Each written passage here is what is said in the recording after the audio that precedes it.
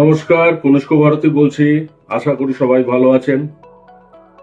আজকে একটা ইন্টারেস্টিং ব্যাপার নিয়ে আলোচনা করব। আমার কাছে প্রচুর কেসেস আসে।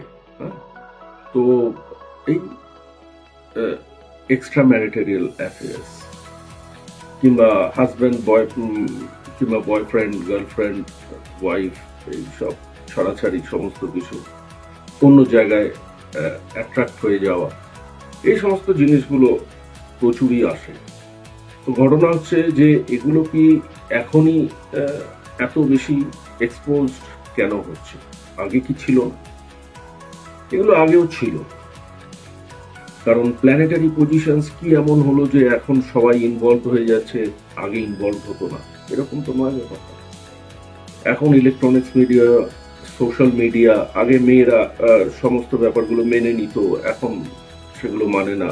অনেক স্ট্রেট ফরওয়ার্ড, সমস্ত কিছুকে এক্সপোজ করছে, ওপেন সিক্রেট হয়ে যাচ্ছে, তারা রিভোল্ট করছে সমস্ত ব্যাপারগুলো।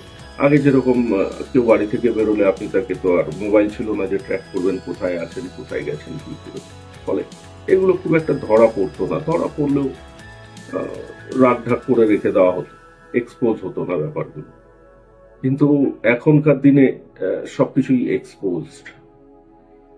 তো প্ল্যানেটারি পজিশনস যেটা আমি আজকে ডিসকাস করব আপনাদের হরোস্কোপে, রবি শুক্র আর রাহু শুক্র, মেনলি এই দুটো কম্বিনেশন নিয়ে।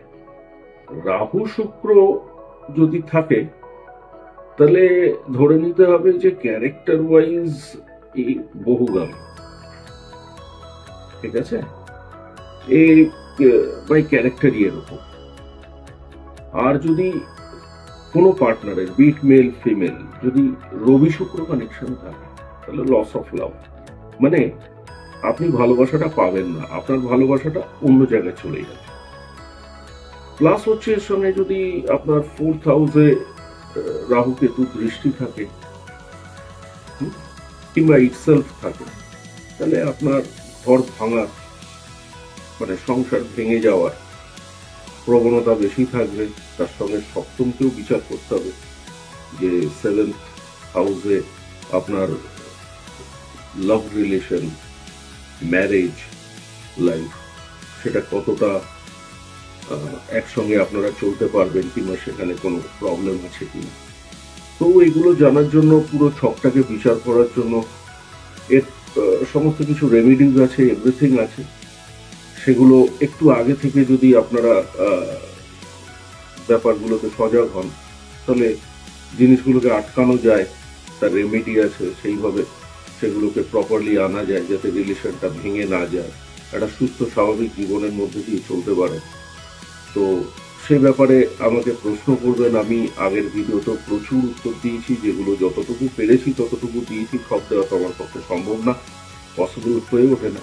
এবারও আপনারা নিশ্চয়ই আমাকে হোয়াটসঅ্যাপ করবেন, করলে পরে আমি যতগুলো পারবো অ্যান্সার করে দেবো, যতগুলো পারবো রেমেডি করে দেবো, বলে দেবো কি হবে না হবে, কি সিচুয়েশন আছে। ঠিক আছে, সবাই ভালো থাকবেন। নমস্কার।